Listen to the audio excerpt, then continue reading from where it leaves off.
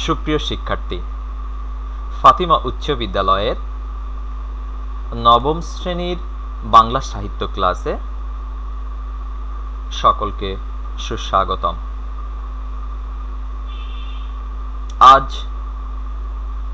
আজকের ক্লাসে আমরা একটি কবিতা নিয়ে আলোচনা করব। তো আমরা জানি কোনো কবিতা সম্পর্কে সুস্পষ্ট ধারণা অর্জনের জন্য অবশ্যই ওই কবিতাটি কবি কোন মানসিকতা নিয়ে বা কোন উপলব্ধি থেকে রচনা করেছেন এবং কবিতাটি কেন তোমাদের পুঁথিগত করা হয়েছে সে সম্পর্কে সুস্পষ্ট ধারণা লাভ করতে হবে। তাহলেই কিন্তু শুধুমাত্র তোমরা ওই কবিতাটি সম্পর্কে বা কবিতাটির অন্তর্নিহিত তাৎপর্য সম্পর্কে অনুধাবন করতে পারবে। তো আমাদের আলোচনার সুবিধার্থে বা কবিতা পাঠের সুবিধার্থে আমি শুরুতেই তোমাদের একটি ছোট্ট গল্প বলতে চাই। আশা করি গল্পটি তোমরা মনোযোগ সহকারে শুনবে। তখন 17 শতক, মধ্যযুগ। হ্যাঁ, ওই সময়ে বাংলায়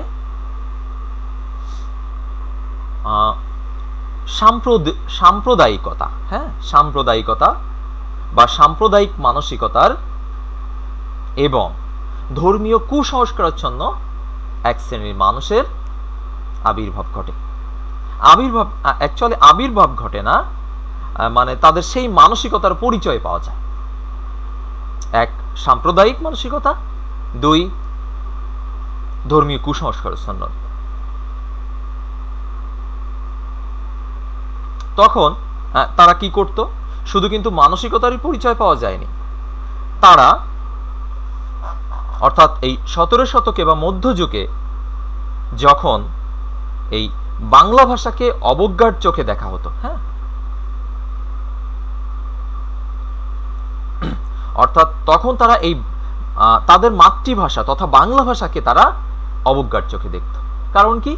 তাদের অন্য ভাষা প্রীতি ছিল। তাহলে কি দাঁড়ালো? সপ্তদশ শতকে বা 17 শতকে বা মধ্যযুগে এক শ্রেণীর সাম্প্রদায়িক মানসিকতার তথা ধর্মীয় কুসংস্কারাচ্ছন্ন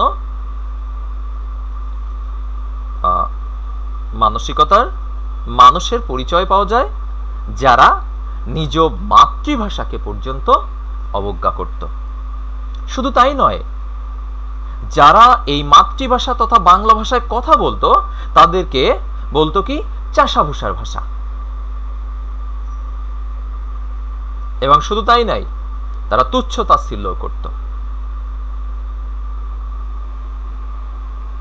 তো এই যে আমরা যে দেশে জন্মগ্রহণ করেছি, সেই দেশে জন্মগ্রহণ করে সেই দেশের যে মাতৃভাষা, সেই মাতৃভাষার যে প্রতি যে অবজ্ঞা, তুচ্ছ তাচ্ছিল্য, এর জবাব দিতে এগিয়ে আসেন একজন মহাকবি। হ্যাঁ, জবাব দিতে এগিয়ে আসেন একজন মহাকবি, কবি আব্দুল হাকিম। এবং তিনি উচ্চ কণ্ঠে বলে ওঠেন, তাদের বিরুদ্ধবাদ মানসিকতা নিয়ে বলে ওঠেন, অসাম্প্রদায়িক চেতনা থেকে বলে ওঠেন, যেসব বঙ্গেতে জন্মি হিংসে বঙ্গবাণী, সেসব কাহার জন্ম নির্ণয় না জানি।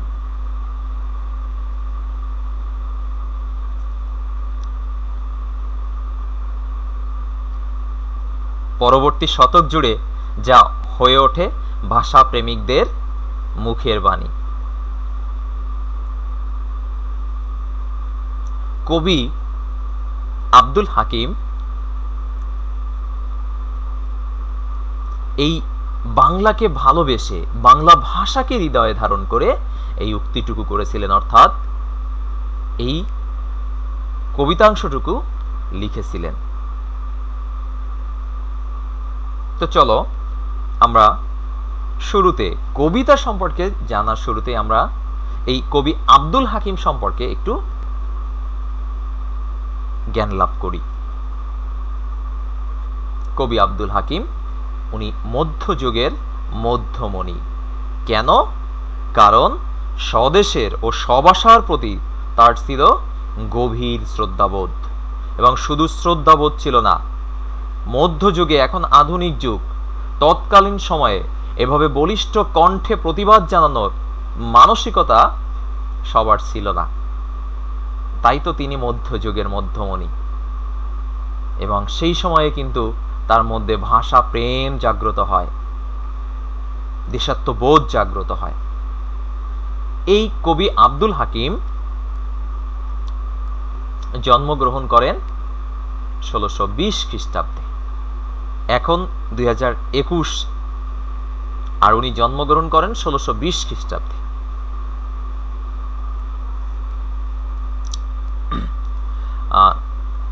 কোথায় জন্মগ্রহণ করেন?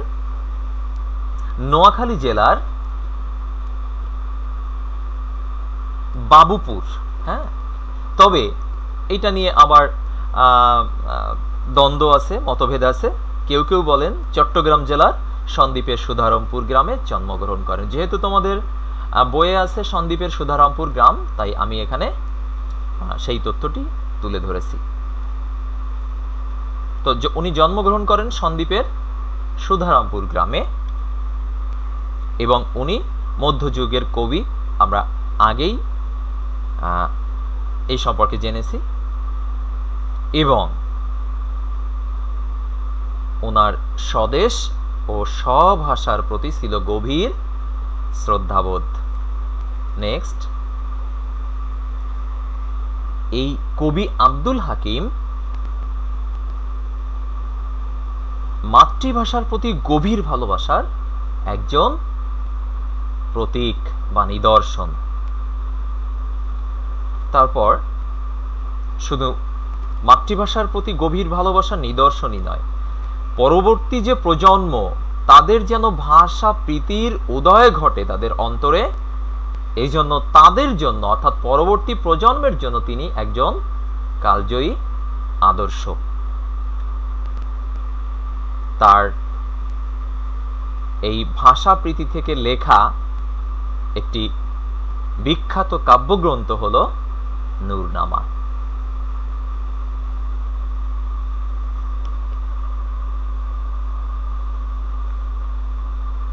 এছাড়াও তার অন্যান্য কাব্যগ্রন্থ, তার 8টি কাব্যগ্রন্থ সম্পর্কে জানা যায়। সেই 8টি কাব্য গ্রন্থের মধ্যে অন্যান্য কাব্যগ্রন্থগুলো হলো ইউসুফ জুলেখা, লালমতি, সয়ফুল মুলক, শিহাবুদ্দিন নামা, নসিহতনামা, কারবালা ও শহরনামা। তিনি ছিলেন অনুপম ব্যক্তিত্বের একজন ভাষাপ্রেমী মানুষ, এবং আমাদের এই পথপ্রদর্শক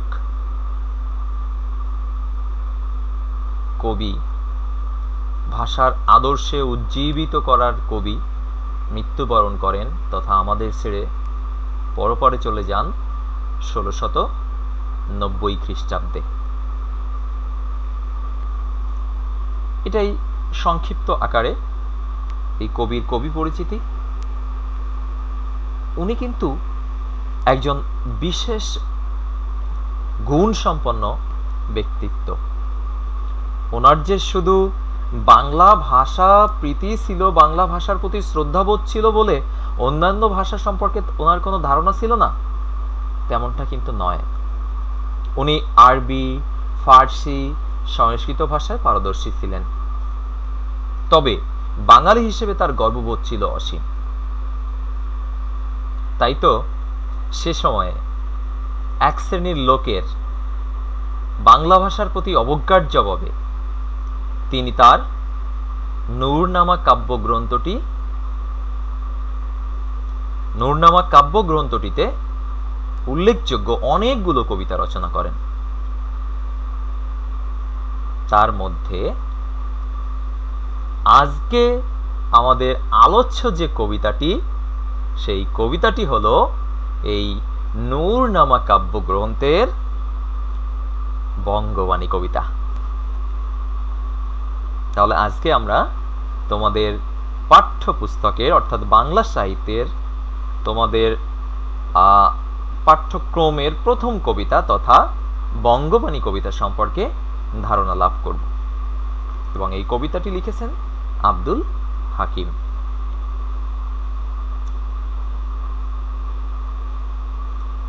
চলো আমরা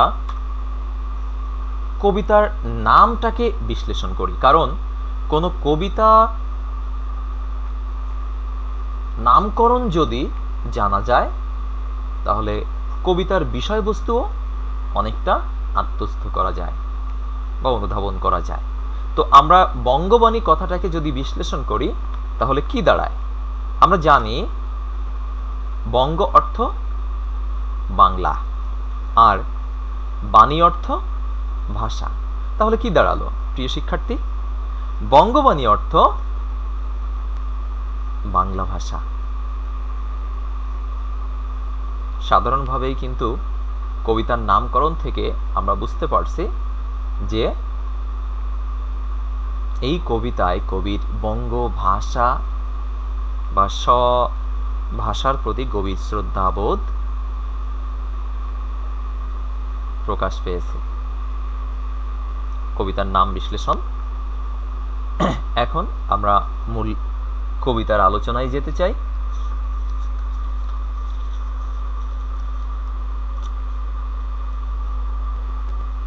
তার আগে তোমরা কবিতাটি নিজেরা সুন্দরভাবে পাঠ করবে বা আবৃত্তি করবে বা সুন্দরভাবে কয়েকবার পড়ে নিবে। আমি এখন কবিতার প্রত্যেক চরণের সুস্পষ্ট ব্যাখ্যা তোমাদের সামনে তুলে ধরার চেষ্টা করব। তো এই বঙ্গবাণী কবিতা, এই কবিতাটি একটি কোন ধরনের কবিতা তা পর্যালোচনা করলে দেখা যায় এই কবিতায় মূলত প্রকাশ পেয়েছে দেশপ্রেম ও স্বভাষা প্রীতি। আচ্ছা, তো কবিতার চরণ ব্যাখ্যার শুরুতে চলো আমরা এই কবিতার বিভিন্ন বিষয় তথা পাঠ সম্পর্কে বিশ্লেষণ করি। প্রথমে আমাদের জানতে হবে কবিতাটির উৎস কি। এই কবিতাটির উৎস হলো নূরনামা কাব্যগ্রন্থ। অর্থাৎ আমরা জানি কাব্যগ্রন্থ কি? কবিতার সংকলন, তাই না? তো এই নূরনামা কাব্যগ্রন্থেরই একটি কবিতা হলো এই বঙ্গবাণী। এরপরে আমরা জানব এই কবিতাটি পাঠের উদ্দেশ্য কি বা কেন তোমাদের কবিতাটি এই পাঠ্যভুক্ত করা হয়েছে, কবিতাটি কেন লিখেছে কবি। এই কবিতাটির পাঠের উদ্দেশ্য হলো আমাদের মনে স্বদেশ ও স্বভাষার প্রতি গভীর অনুরাগ ও মমত্ববোধ সৃষ্টি এবং অসাম্প্রদায়িক চেতনা সৃষ্টি। অর্থাৎ এই কবিতাটি পাঠের মাধ্যমে তোমাদের প্রিয় শিক্ষার্থীদের মনে স্বদেশ ও স্বভাষার প্রতি গভীর অনুরাগ সৃষ্টি হবে, অর্থাৎ গভীর প্রেম সৃষ্টি হবে, স্বদেশ ও স্বভাষার প্রতি মমত্ব বোধ জেগে উঠবে এবং তোমরা অবশ্যই অসাম্প্রদায়িক চেতনার ধারক হবে। এরপর মূল ভাব কি? এই কবিতার মূল ভাব ফুটিয়ে তুলেছেন কবি নিজস্ব প্রকাশ ভঙ্গির দক্ষতায়। প্রেক্ষাপট কি? আমরা যদি একটা কবিতার, এই বঙ্গবাণী কবিতার প্রেক্ষাপট নিয়ে আলোচনা করি, আমি শুরুতেই কিন্তু সেই প্রেক্ষাপট সম্পর্কে তোমাদের আলোচনা করেছি, কিন্তু সেই আলোচনাটাকেই এখানে সংক্ষেপে আমি আবার তুলে ধরেছি, এই কবিতাটির প্রেক্ষাপট হলো মধ্যযুগীয় ধর্মীয় কুসংস্কারাচ্ছন্নতা ও বাংলা ভাষার প্রতি বিদ্বেষপূর্ণ মনোভাবের বিরুদ্ধে প্রবল প্রতিবাদ। তাহলে এক, ধর্মীয় কুসংস্কারাচ্ছন্নতা দূর করা, দুই, বাংলা ভাষার প্রতি যারা বিদ্বেষপূর্ণ মনোভাব ছিল তাদের বিরুদ্ধে দৃঢ় কণ্ঠে প্রতিবাদ জানানো। এটাই হলো এই কবিতার মূল প্রেক্ষাপট।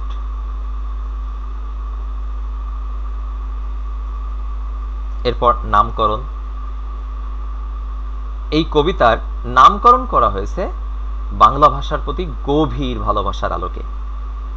অর্থাৎ বাংলা ভাষার প্রতি কবির যে প্রেম বা স্বভাষা প্রীতি, সেই স্বভাষা প্রীতির থেকেই কিন্তু বঙ্গবাণী নামকরণ করা হয়েছে। তাহলে আমরা কবিতার উৎস সম্বন্ধে জানলাম, উদ্দেশ্য জানলাম, মূলভাব জানলাম, প্রেক্ষাপট জানলাম, কেন নামকরণ করা হয়েছে তাও জানলাম। সর্বশেষে আমরা জানব এখানে কোন ভাষা ও ছন্দ ব্যবহার করা হয়েছে। এখানে কিছু কিছু শব্দ আছে, যেমন দেখো, তে কাজে নিবেদি, তে কাজে নিবেদি, নিজ পরিশ্রম তোষী, এই তোষী, নিবেদি এগুলো মূলত মধ্যযুগীয় বাংলা ভাষা। তাই বলতে পারি আমরা এই কবিতার ভাষা হলো মধ্যযুগীয় বাংলা ভাষা, আর ছন্দ হলো অক্ষরবৃত্তের পয়ার ছন্দ।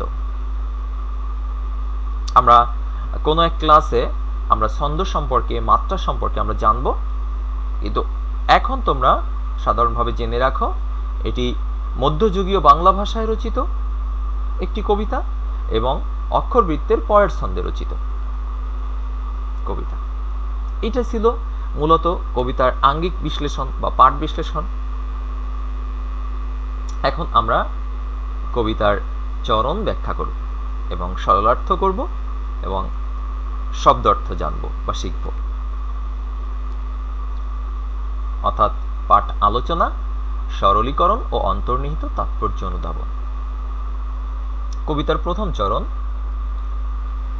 কিতাব পড়িতে যার নাহিক অভ্যাস, সেসবে কহিল মতে মনে হাবিলাস। কিতাব মানে কি? বই পুস্তক। কিতাব পড়িতে যার নাহিক অভ্যাস, অর্থাৎ যারা বই পুস্তক পড়তে জানে না। তাহলে এখানে যার বলতে কাকে বোঝানো হয়েছে? যার বলতে বোঝানো হয়েছে বাংলা ভাষাভাষী মানুষদের, যারা বই পুস্তক পড়তে জানে না। তো যারা বই পুস্তক পড়তে পারে না বা যাদের বই পুস্তক পড়ার অভ্যাস নাই, সেসবে কহিল মতে মনে আহাবিলাস। সেসবে মানে কি? অর্থাৎ সেসব বলতে ওই যে যারা বই পুস্তক পড়তে জানে না বা যাদের বই পড়ার অভ্যাস নেই তাদেরকেই বোঝানো হয়েছে।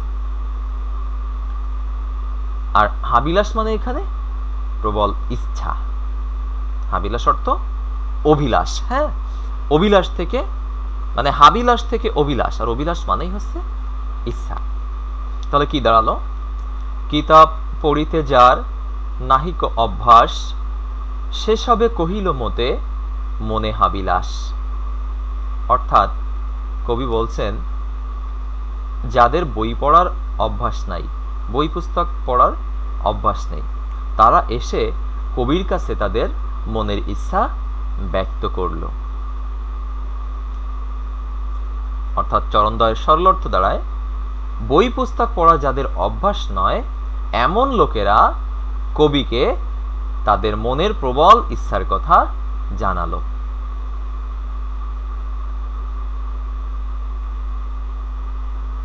এই দুইটি চরণের সরল অর্থ আমি আবারও বলি। কিতাব পড়িতে যার নাহিক অভ্যাস, এর অর্থ যাদের বই পুস্তক পড়ার অভ্যাস নাই, সেসবে কহিল মতে মনে হাবিলাস, তারা এসে কবির কাছে তাদের প্রবল ইচ্ছা ব্যক্ত করলো।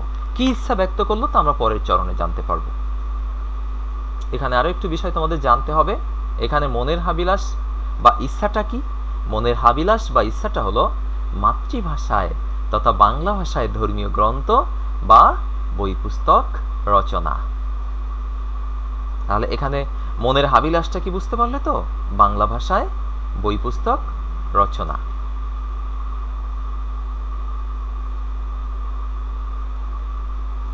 আমরা পরবর্তী চরণে চলে যাই। এইবার কবি বলছে, তে কাজে নিবেদি বাংলা করিয়া রচন, নিজ পরিশ্রম তোষী আমি সর্বজন। এই যে তে কাজ মানে কোন কাজ? এই তে কাজ অর্থ সেই বাংলা ভাষায় বই পুস্তক রচনা। আর এখানে নিবেদি অর্থ আত্মনিবেদন বা নিবেদন। তে কাজ অর্থ মাতৃভাষায় তথা বাংলা ভাষায় গ্রন্থ রচনা বা বাংলা সাহিত্য রচনায় মনোনিবেশ। আর নিবেদি অর্থ নিবেদন। আর এই তোষী অর্থ সন্তুষ্টি বা আত্মতুষ্টি। তাহলে আমরা চরণের সরলার্থ কি হবে জেনে নেই। তে কাজে নিবেদি বাংলা করিয়া রচন, অর্থাৎ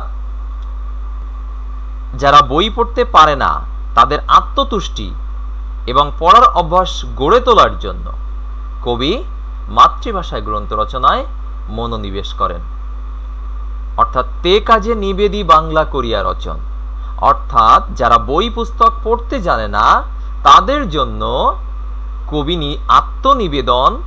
নিজেকে আত্মনিবেদন করলো এবং বাংলা ভাষায় বই পুস্তক রচনা শুরু করলো। নিজ পরিশ্রম তোষী আমি সর্বজন, অর্থাৎ সর্বসাধারণের সন্তুষ্টি অর্জনের জন্য বা তাদের মঙ্গলের কথা চিন্তা করে কবি নিজে পরিশ্রম শুরু করলেন। তে কাজে তথা বাংলা সাহিত্য রচনা, নিবেদি মানে কবি নিজেকে নিবেদন করল বাংলা ভাষায় বই পুস্তক রচনা করতে। কবি নিজে পরিশ্রম করল সকলের সন্তুষ্টি অর্জনের জন্য। এই চরণদ্বয়ে মূলত কবি নিজ পরিশ্রম দ্বারা সকলকে সন্তুষ্ট করতে চেয়েছেন।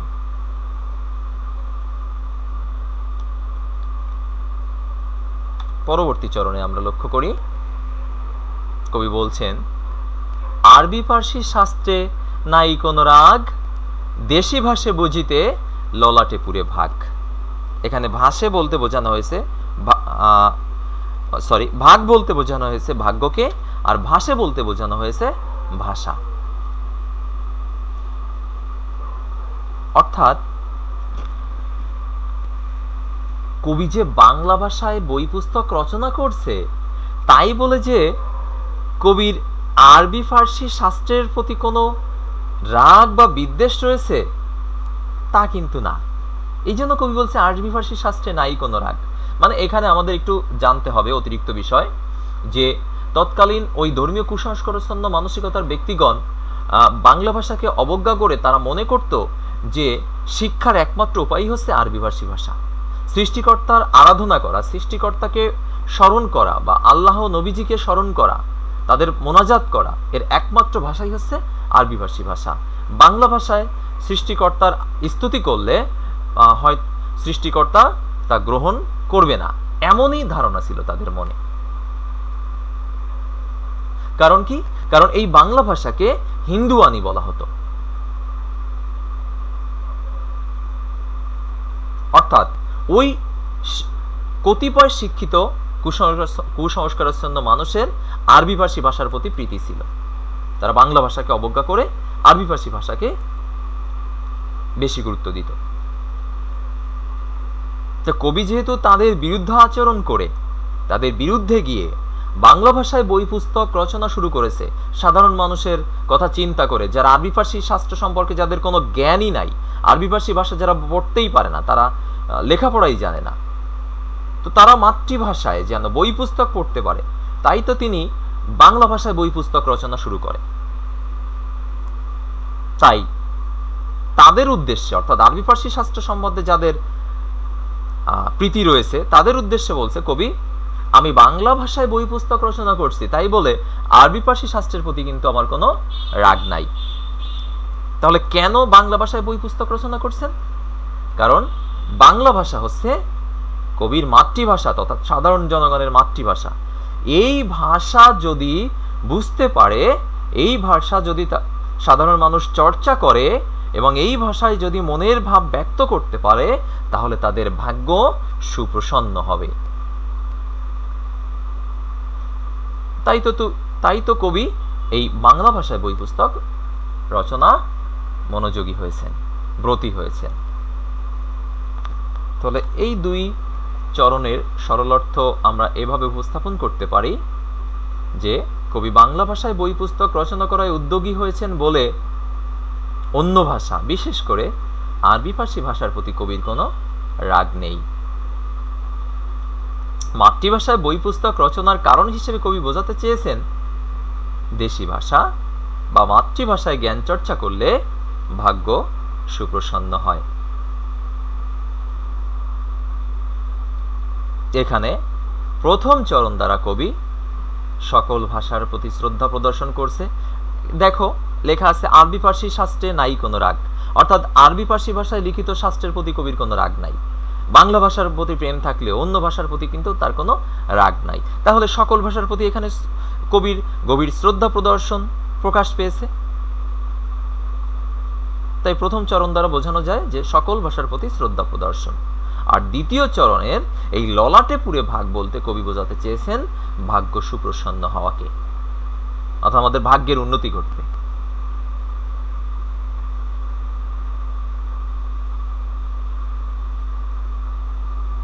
দেশি ভাষা চর্চার মাধ্যমে, দেশি ভাষায় জ্ঞান অর্জনের মাধ্যমে। প্রিয় শিক্ষার্থী, আমরা পর্যায়ক্রমে কবিতার সম্পূর্ণ কবিতার এভাবে সরল অর্থ, ব্যাখ্যা, শব্দার্থ জেনে নিব। পাঠের বিস্তার অনুসারে আমাদের আজকের নবম শ্রেণীর বাংলা সাহিত্যের বঙ্গবাণী কবিতার প্রথম পাঠের আলোচনা আমরা এখানেই শেষ করব। তবে শেষ করার পূর্বে আমি তোমাদের কিছু বাড়ির কাজ দিতে চাই। আশা করি তোমরা বাড়ির কাজগুলো সম্পন্ন করবে।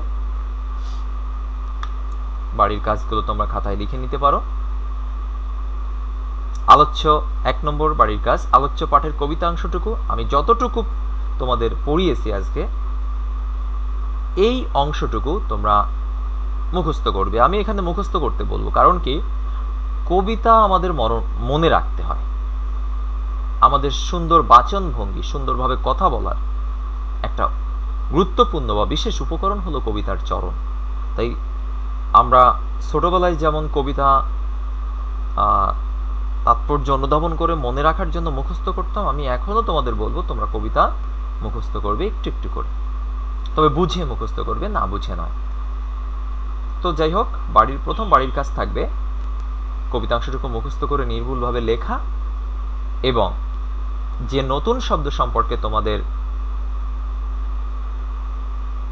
সাথে আমি আলোচনা করেছি সেই নতুন শব্দের বানান ও অর্থ লেখা। তো আমাদের বঙ্গবাণী কবিতার আজকের পাঠ আমরা এখানেই শেষ করছি। তোমরা সবাই সুস্থ থাকবে, ভালো থাকবে এবং পরবর্তী ক্লাসে অবশ্যই অংশগ্রহণ করবে। ধন্যবাদ সকলকে।